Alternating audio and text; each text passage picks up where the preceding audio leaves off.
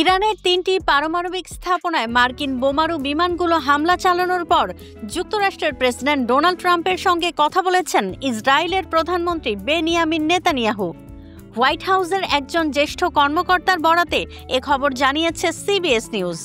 ওই কর্মকর্তা সিবিএস নিউজকে জানান, ইরানে হামলার আগে যুক্তরাষ্ট্রের পক্ষ থেকে ইসরায়েলকে সতর্ক করে দেওয়া হয়েছিল। পরে এক ভিডিও বার্তায় নেতানিয়াহু ইরানে হামলার সিদ্ধান্তের জন্য ট্রাম্পকে অভিনন্দন জানান।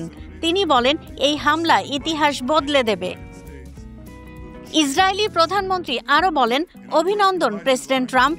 যুক্তরাষ্ট্রের অসাধারণ আর ন্যায়নিষ্ঠ শক্তি দিয়ে ইরানের পারমাণবিক স্থাপনাগুলোকে লক্ষ্যবস্তু করার বিষয়ে আপনার দৃঢ় সিদ্ধান্ত ইতিহাসকে বদলে দেবে।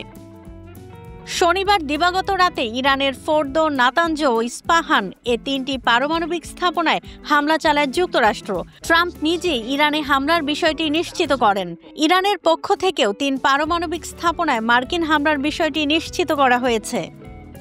ইসরায়েলের একজন সামরিক কর্মকর্তার বরাতে দেশটির সংবাদ মাধ্যম কান জানিয়েছে, ইরানের পারমাণবিক স্থাপনায় মার্কিন হামলার সময় ইসরায়েল ও যুক্তরাষ্ট্র পূর্ণ সমন্বয় করেছে। ওয়ালটন আবারও মিলিনিয়ার অফারে ওয়ালটন ফ্রিজ কিনে আপনিও হয়ে যেতে পারেন মিলিয়নিয়ার। মিলিনিয়ার ছড়াছড়ি দেশ জুড়ে, এটা শুধু ওয়ালটনই পারে।